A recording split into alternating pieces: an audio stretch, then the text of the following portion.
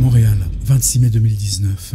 Il y a un an, Bruno Lalonde, libraire, Fabienne Roch, peintre, achète à Villeray une ancienne imprimerie, y installe au rez-de-chaussée la boutique, l'atelier, à l'étage, la terrasse, leur maison, partout, les livres, les peintures. Je l'avais acheté dans une librairie, sur la rue Pémery. Ben c'est sûr, ben oui, c'est curieux. Ouais, il se déplie. Ben voilà. Un champignon nucléaire. Bombe. Chaos. Antiphonie. Boum. Fondu. Hosanna. Glorieuse. Liaison incandescente. Bombe. Eau. Chaos. Antiphonie. Boum. Fondu. Scindé. Bombe. Ah ouais, c'est scindé, hein? Ça, c'est qui l'avait traduit? C'est Geoffroy, tu penses? Ouais, je crois, apparemment. J'ai pas regardé en détail. C'est un drôle de type, lui, hein? Il opérait une sorte de synthèse entre les surréalistes. Ah, ben la préface est d'Alain Geoffroy. Ouais. La poésie de la Beat Generation.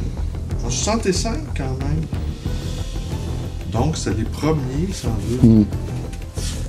Ben voilà, tu vois, il fait une référence tout de suite à Lautréamont, qui est une figure emblématique du surréalisme. C'est fascinant aussi de voir comment des Américains comme Patti Smith, comment elle se réclame de Rimbaud, même s'ils ne parlent pas le français, ils ont une sorte de fascination pour la France qui est extraordinaire.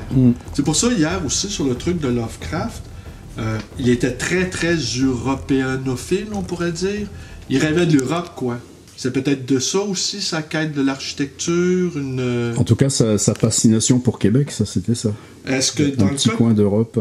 Ouais, puis est-ce que il imaginait pas aussi, d'une certaine façon, Québec était un îlot de résistance européenne? Il a peut-être été déçu de voir qu'au fond, les Québécois, c'est des Américains comme les autres, hein? Même, moi, dans mon avis, c'est même les proto-américains. Les premiers archétypes. Le technicien. Ok, faut pas toucher, hein? Mon petit ordi, j'y tiens. Pardon? Oui.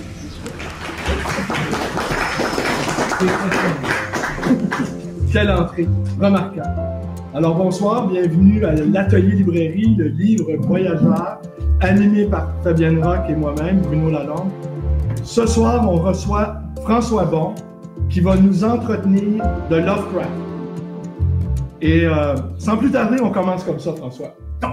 Et voilà. Howard Phillips Lovecraft, né août 1890 à Providence, Rhode Island. Retiré de l'école à 8 ans, se passionne pour l'observation astronomique dès ses 13 ans. Tient la rubrique hebdomadaire d'astronomie du journal local. Dépression assez conséquente vers ses 20 ans, écrit principalement des poèmes.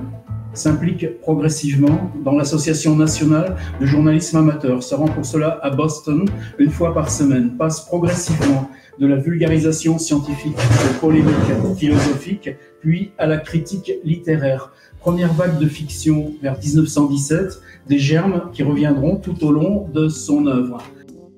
Seulement ici, quand c'est fini, c'est pas fini. Ça y est, c'est vide, les gens sont partis. On est allé manger. Quand on revient, on traverse, derrière, l'escalier. À l'étage, ils ont prévu un studio.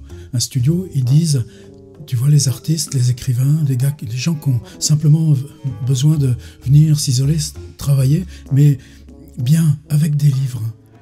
La place est pour eux. On est les premiers à y traîner, le petit studio. Là, c'est pas les livres à vendre, c'est la bibliothèque personnelle de Bruno Lalonde. N'empêche que quand parfois un client tient vraiment à un livre, il lui vend le sien. Alors comment je me serais empêché, la nuit, après le revoir, de redescendre? J'ai pas allumé les lumières, j'aurais même pas su.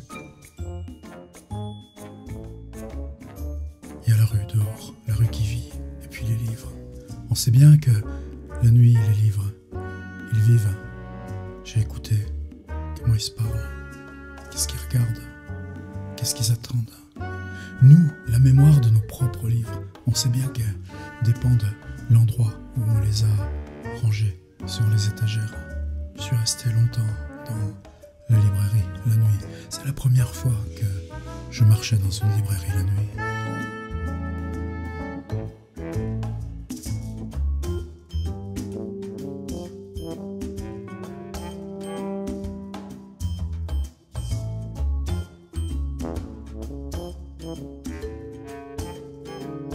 Cette sensation bizarre, un peu fantastique, que personne vous voit, en tout cas pas les gens qui sont là, qui passent devant la vitrine. Ça pourrait faire une histoire. Il y a combien d'histoires justement dans Lovecraft qui commence par des livres dans une de ces boutiques? Au matin, c'est le contraire.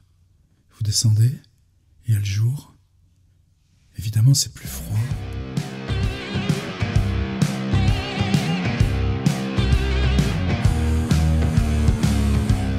La ville qui a retrouvé ses chantiers, ses travaux, elle ne s'en occupe pas du magasin vide.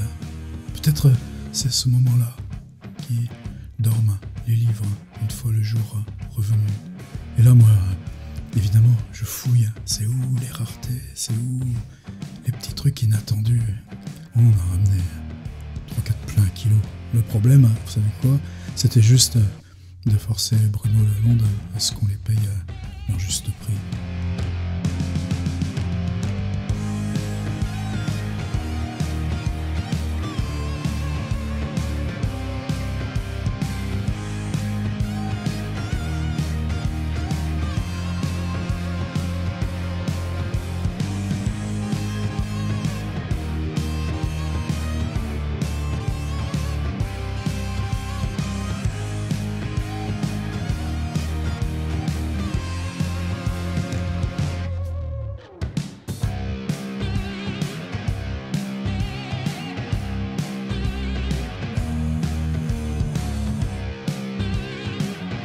Comment j'aurais résisté à entrer dans la réserve?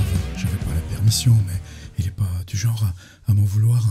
C'était curieux tous ces mots sur les cartons et les empilements. Et comment trouver un livre là? Évidemment, non, c'est pas possible.